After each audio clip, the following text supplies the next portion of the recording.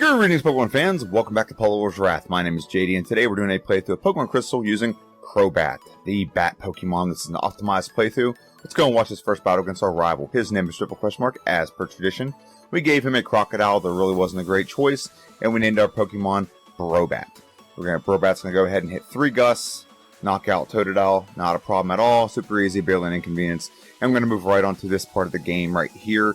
And we're going to talk about some changes we made in this playthrough. So the first change we made, obviously we're not starting out as Zubat. Zubat to Golbat and Golbat to Crobat took a long time in the first playthrough we did. It's a friendship evolution. It's kind of annoying, but it is what it is. So we start out fully evolved with Crobat, which means we have all of its stats, all of its benefits that come with being Crobat, including its horrible moveset, which we'll get into a little bit later. But another change we made, I should say, is we are able to use a move from our breeding move set. So one of the moves we had access to was Gust, and the other one I think was like Thief or Pursuit or something. Those are really the two best options that we had. Now we're going to get a dark move here soon. It's going to be Bite, so there was no point in getting Pursuit. We're already going to have a dark move, then no point in having 2 dark moves. So we went with Gust, which is a stab move. It's 40 base power, but it is 100% accurate, and with stab it is 60 base power. And it's going to be very much boosted by the time we get past Falkner. Falkner will give us another 10% boost in that move. It's not a move that's like long term, but it does help the early game be pretty fast, because we're going to get Gust, we're going to progress to get Bite, and after Bite we're going to get Swift. So we're going to have some pretty solid moves early on in this game. So we're going to go ahead and Super Sim all the battles in Falkner's gym, and we're going to showcase the battle against Falkner. He comes out with a Pidgey and a Pidgeotto. Pidgey's going to come out, and we're, like I said, we're level 12, so these will be a 2-shot on with Bite. And Pidgeotto comes out. Bite, really nothing he has is going to be super effective. Mud Slap can't even hit us, so that leaves him with Tackle and Gust, and he's not going to choose Gust because it's the same type. And I tried to do the splits here, but I'm just going to stick with like the normal battle graphics and things like that. And you're seeing this little green bar at the top. I want to explain that is the way I had it set up, and there's like a black bar at the bottom, little black bar. This is just like a clerical error of how I had the app opened, and it was too small for the screen. But I'll have it fixed here soon, and I'll definitely have it fixed by the next video. So right there, we picked up Swift, and after we faced all the Rocket members in the well, we're going to face our rival again. Our rival's going to come out with a Ghastly. Ghastly can go down to 1 Bite. This is actually a pretty easy battle. It usually is the most complicated battle, but we're going to get a pretty easy win here. Bite again, and Supersonic makes this battle a lot more interesting than it has to be. But we're going to get a Bite. We're going to get it to go through, power through the confusion, and he's going to send out a Crocodile. Crocodile's going to come out. We're going to go for Gust. There's nothing really great he has against us. If he had an Ice move, that would be bad. But later in the game, he does not get any Ice moves. This is Generation 2, where the moveset's horrible for Crocodile. And we're going to go move right on and heal and take on Bugsy's gym. I thought I'd fight that battle early just because I thought I'd get it out of the way. And I thought it'd be a very easy battle, which it was. So now we're going to Super Sim all these battles. I'm going to take on a Bugsy. It is the Bug Gym leader, and we're going to lead out with, he's going to lead out with a Metapod. We're going to use Gust. Gust is going to win 1 shot. We are 2 times effective. So we're going to 2-shot the Scyther. Fury Cutter Lily does no damage. We're at 69 hit points. Very nice. Until we leveled up. And now Gust hit Kakuna. So now we beat Bugsy. We get the gym, or the badge, I should say. And we're going to move right on to Whitney's gym. Now, Whitney's gym, we're actually going to fix this here. So we're going to fix this. And right in the middle of battle, we're going to scroll up right here. There we go. Now it's fixed. Very good. It'll be fixed the rest of the game. So I'm sorry about that. I didn't want to go back and redo it. It's kind of hard to redo things in Generation 2 because the playthroughs are longer.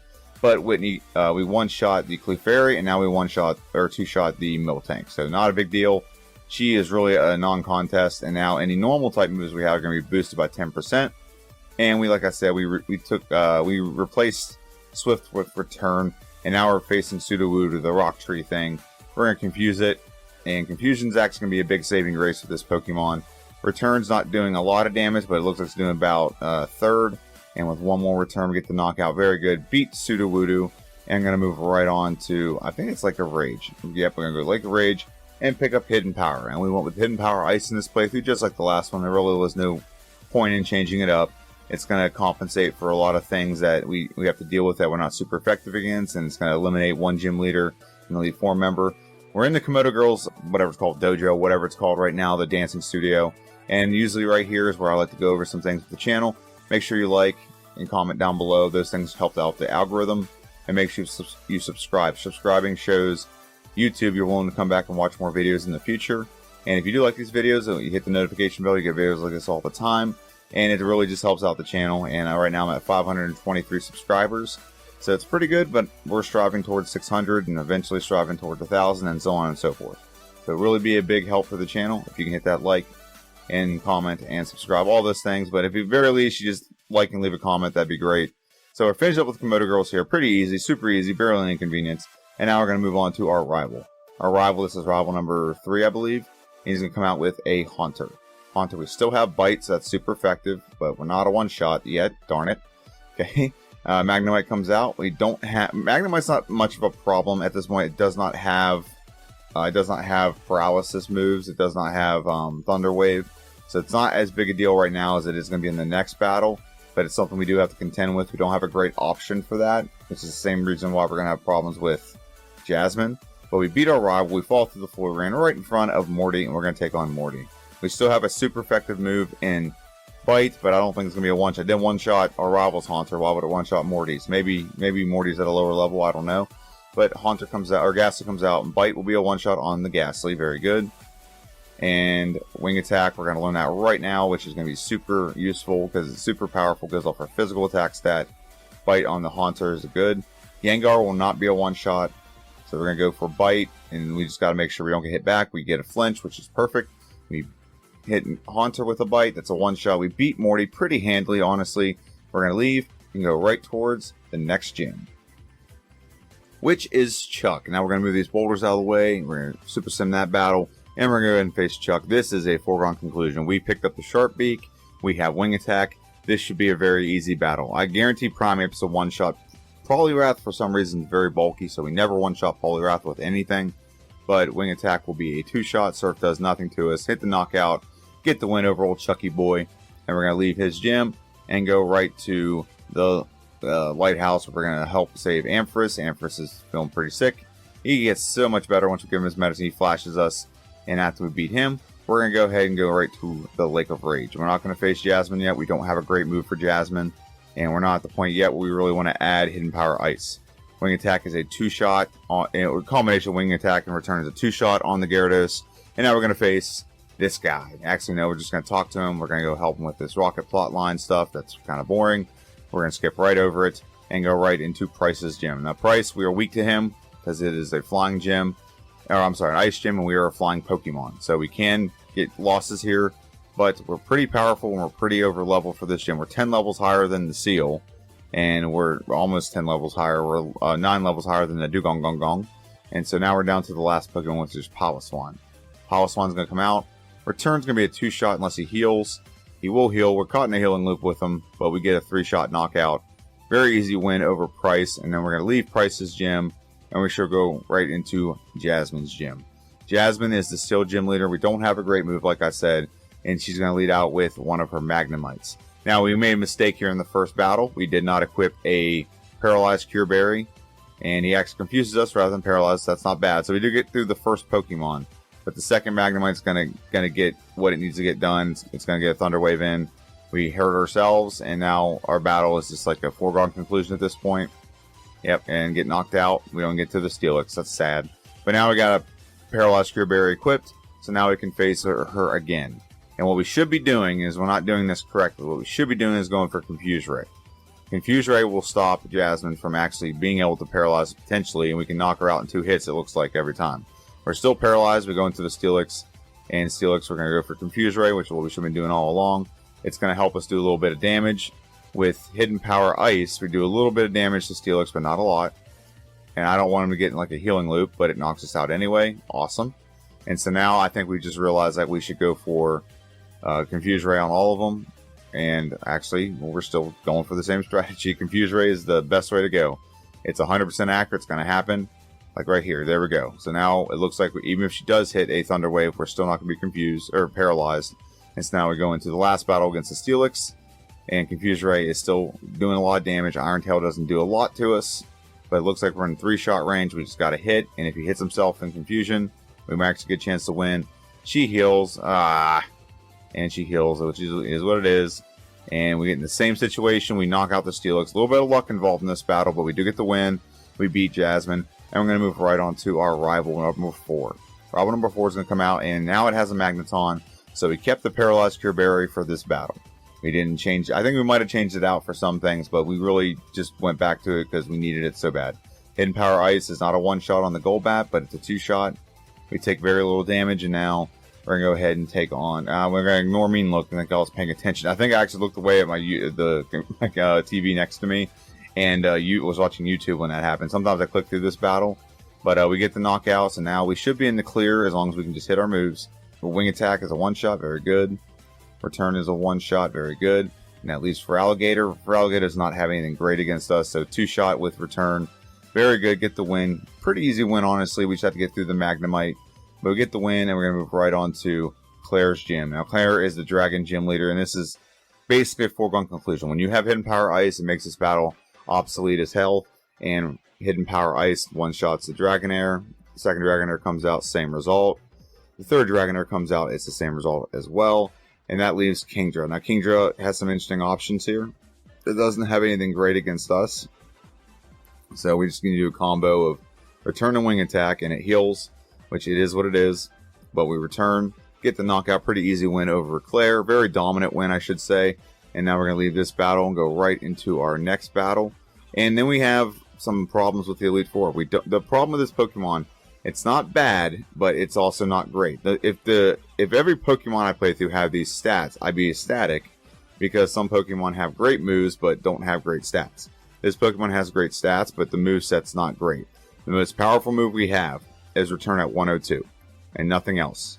We didn't even start the game with a flying move. We had to code that in because it's an egg move.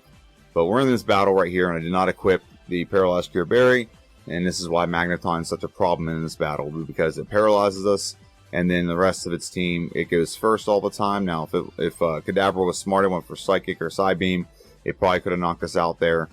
But we knock out the Golbat, and we have 2 Pokemon left, and we're just really behind a deficit here when it comes to being able to output damage. We're confused, we're paralyzed, Future Sight hits us, it could go for Curse, and so now this is just really a bad battle. And unless we get a critical hit with Return, we're not going to do anything here, and it's gonna hit, but we're gonna get knocked out with Curse. So we're gonna face this battle again, and this time we have the Paralyzed Cure Berry equipped. And if we didn't have the Paralyzed Cure Berry equipped, we definitely would have won the last battle. Pokemon's definitely superior to all of its Pokemon. So we're gonna go for Return. Return looks like it's gonna be at least a 2-shot. It is Confused. Confused Ray seems to be a move that is really helping out this Pokemon. It really kind of compensates for the fact it doesn't have a very powerful move. So basically, anytime we want, we can make the opposition, all of its moves can go to chance. All of its moves can go to chance and be a 50-50 split on whether it's going to hit itself or hit us. And if there's moves that have bad accuracy, it's just going to add to that. So that seems to be the thing. We're knocked out for Alligator, we beat our rival, and we're going to move right on to the Elite Four. Now, right before we go into the Elite Four, we're going to take a look at our stats and see how good or bad this Pokemon's looking right now. So right now, we are equipped with the Never Melt Ice. We also have the Pink Bow. We also have a couple berries. And we also have the Sharp Beak if we want to boost up our flying moves. We have Return. We have Wing Attack. We have Hidden Power Ice. And we have Confuse Ray. I don't think we're going to change these moves up in the Elite Four. I think they're pretty much set at what we can do. This is the most powerful moves we can get at this point in the game. And then look at our stats. Our attack stats 131. Pretty solid. Defense is 119. Special attack is 112. Special defense is 122. And speed is 171, and the modified stats on the bottom left corner with the corresponding badge. So without further ado, let's go ahead and dive into the Elite Four. And the first member of the Elite Four is actually one we're weak to, which is Will. So we're going to take on Will, and let's see how this victory goes. So he's going to lead out with a Xatu. Xatu is a flying psychic type, and we're going to go out with Hidden Power Ice. Hidden Power Ice is a one-shot on the Xatu, very good, level 50, very nice. And then Jinx comes out. Jinx is going to be a one-shot with Return. She's pretty frail. And now we're going to go on to Slowbro. Slowbro will be, looks like about a 3-shot with Return. And then one more. Very good. Knock it out. And Xatu comes out. I don't know why it doesn't go for Psychic. I don't know why Slowbro there didn't go for Psychic. I guess it's boosting its stats. I don't know. Wing Attack on the Executor. It's a one-shot. Pretty easy win. Don't take any damage against Will. And we'll move right on to Koga. Koga is the Poison Gym Leader. Or Poison Elite Four member, I should say. He's going to lead out with a Ariados. Ariados will go down to a Wing Attack. It's weak to flying moves. Very good. There's a one-shot. And then Venomoth is going to come out. We're going to go for Wing Attack again. It's going to be a one-shot as well. We level up level 51. Very nice. Fortress comes out. We don't have anything great for Fortress, but Wing Attack, it seems to be a little pretty effective, even though it's a it's a Bug Steel Pokemon. I think it's a 3-shot we got, and then now Muck comes out. We'll go for Return on Muck. It minimizes. We hit Return again, and so now we have the last Pokemon, Crobat. Hey, that's us. And we're going to go for Hidden Power Ice. Looks like it's going to be a 2-shot unless it heals. It does not heal. So we go through this battle, taking very minimum damage, and we're going to move right on to Bruno. We don't talk about Bruno very much, and this battle is going to be very, very easy against Bruno because we have something for everything. Hitmontop comes out, and we're going to go for Wing Attack on Hitmontop. It's a 1-shot. Very good. We got Onix coming out. Hidden Power Ice. Very good. And now Hitmonchan comes out. We'll go for Wing Attack. Very good. And we got Hitmonchan. Yeah, I keep saying Hitmonchan. Every video I say it. It's getting in the habit of saying it. Machamp goes down the 1 Wing Attack, and Hitmonlee goes down the 1 Wing Attack as well. I didn't even quick the Sharp Beak there. I could have quicked the Sharp Beak, and it could have been more powerful, but I didn't even do that there. So now we're facing Karen, who's usually the biggest problem with the Elite Four, because she always has Sand Attack, she always confuses with the first Pokemon. Umbreon's kind of a pest when it comes to knocking it out, but we don't have to deal with that, because we using Confuse Ray, it hits itself twice, we knock it out, and then Gengar, we don't knock it out, but it knocks itself out. We are cursed, we are on the clock. We just can't keep taking curse damage. As long as we knock things out, we're fine. Houndoom, we go for Return on the Houndoom. It is not a 1-shot. We take a little bit of curse damage. Flamethrower tickles us a little bit. And the healing part here is annoying because we're going to take some curse damage again. Knock it out. Now, if we just hit a 1-shot on the Vileplume, we'll be fine. Just hit a 1-shot. We knock it out. Very good. First try victory over all 4 of the Elite Four members so far. And now we're facing the champion. The champion's going to come out with a bunch of flying Pokemon. He is the liar with the flyers after all. Lance is going to come out with the Gyarados. And Gyarados is going to go down to 2 returns. Nothing really big deal here. Always goes for Rain Dance for some reason, which is just going to diminish Charizard's moves if I get to him fast enough. Hidden Power Ice, the 1-shot on the first Dragonite. Second Dragonite comes out, Hidden Power Ice. Very good. Now, Aerodactyl is the biggest problem we have to deal with because it has Rock Slide. And Rock Slide could do a lot of damage to us, but we 1-shot it with Hidden Power. Very good. And now Charizard comes out. We're going to go for Return. Nothing Charizard has is going to do a lot of damage to us. We have a pretty good special defense. Get the knockout over Charizard. Last Pokemon, Dragonite, is a 1-shot. It is not a 1-shot, however. We just be full restores and we get another chance at it. Healing Loop, and we're going to get one more shot. There we go. We knock out the Dragonite. We're just clicking, tapping. We got to get our time locked in with the Elite Four. So that's what we're doing right here. Go and click. We're going to sit through. Yep. Okay. And 1 hour and 7 minutes and 10 seconds. When you compare that to what we got with the previous playthrough at 2 hours and 5 minutes and 33 seconds. I want to get this around 1 hour and 5 minutes. And I think I could have. It's just this Pokemon, like I said, doesn't have great moves, so you're not like 1-shot and dominating everything. But it's a pretty solid Pokemon nonetheless. So right around 1 hour and 5 minutes, not too far off. That's only part of the battle. The next part of the battle we have to do is in Kanto. Take on the gym leaders. We're going to try and get those as fast as possible. And then beat Red. I will see you all in Kanto. Now that we're in Kanto, we'll go ahead and take on the gym leaders here in Kanto, and the first gym leader is Surge. I don't need to comment on this battle, even though this is probably going to be the hardest one because it's electric type, but I don't need to comment on that. We're going to talk about some other things. So, this is an optimized playthrough of Crobat, which means we have a couple more we have to do still before we are caught up with all the optimizations, so we can get back to playing through in order the Pokédex. The next Pokemon we're playing through as is Lantern, and Lantern kind of does not have great options when it comes to breeding moves. If you look at this generation and even next generation, it only gets like the best move it gets is like Flail and Supersonic. Both of those are kind of garbage. So I think I might turn this into an kind of like a what if. Is what if we took a Gen 4 version of Lantern with a breeding move and brought it back, kind of something like that. I think that's what I'm going to do because this Pokemon gets access to Psybeam with breeding with Octillery. So that's going to be a very fun playthrough. I think with Psybeam, it's going to really change the dynamic of that Pokemon. The problem with that Pokemon is it's water electric, but it doesn't get an electric move for a very long time until like level, 23 or something like that. 25, it's Spark. And then it just says Bubble and Water Gun. That's the only moves it really has. I think Psybeam will really boost this Pokemon up in the early game. And it might be a very surprising playthrough. I think I'm going to start looking at that for optimization options. Is not just looking to breeding move for this one. Because technically, if you can get a breeding move that's compatible, you can technically breed the Pokemon and then trade it back. And you can play through. So that's kind of the whole point. Is getting the best version of the Pokemon in the game. So I think we're going to start looking at it that way. Let me know what you think in the comment section down below. You think that's how I should do it? I personally think that's going to make them a lot more interesting, a lot more fun to do. And then we have other Pokemon as well. Like after that, I'm not going to redo, I already said this in the last video, I'm not going to redo the baby Pokemon Fully Evolved, because I'll hit those up whenever we cycle through the rest of the Pokédex, after we play through the extra 100 Pokemon they added in Gen 2. The other Pokemon we're going to do next is Togetic. And Togetic, I'm really excited to see how this Pokemon does, because Togetic really only starts the game with Growl and Charm, and it gets Metronome at level 7. Even though it's the fully evolved version of Togepi, I don't understand why it gets the same moveset. I don't know why something else isn't added, but it is what it is. However, with an optimization, we can add a move like Drill Peck or Presence. So those are two decent moves. We also have Foresight and Future Sight. Those things are kind of worthless. And if we look at future generations, like Generation 3, see if there's anything else that's going to make it even more interesting. Nope. Nope. Psych Up. Nope. Nothing there that's of note, I should say. And Generation 4 will be the last one we really look at. There are some other things here. We don't have access to some of these moves in Generation 2. Like Nasty Plot's not a thing. Yep, Peck looks like it's going to be great. And then after that, we have Xatu. Xatu is going to be able to get access to Drill Peck or Wing Attack or Steel Wing. So those two are pretty decent moves. And we can add those. And I think that's going to be a very fun playthrough to do. If we can have access to Drill Peck with Xatu, that's going to be amazing. So I did do a what-if scenario if Xatu started out with Confusion, because I don't understand why the Pokemon doesn't get Confusion. I think in future generations it does get Confusion, but I just don't know why this Pokemon does not get Confusion. It doesn't make sense. These Pokemon weren't really well designed. But a lot of things coming up with the channel. I'm real excited to have those. And we're winding down with our last couple of gym leaders here. I will say this. Make sure you like, subscribe, and comment down below.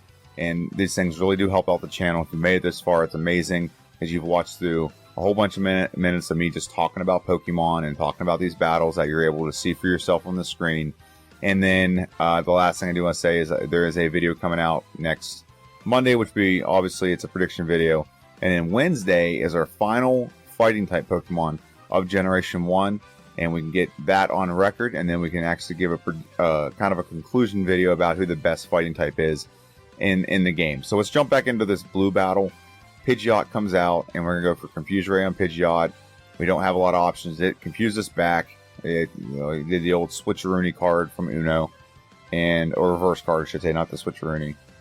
And yeah, we might not even get through this battle. Return, it's going to not knock out the Pidgeot. We're down to like half health, which is not fun.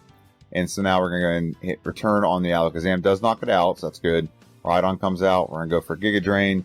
That's why usually I would go for Reset if I had half the damage taken away by Pidgeot, but I knew we had Giga Drain, so I knew he'd replenish a decent amount of that health. Go for Rain Dance. Doesn't do anything to us. It actually makes Arcanine a lot worse, because now he can't use fire moves.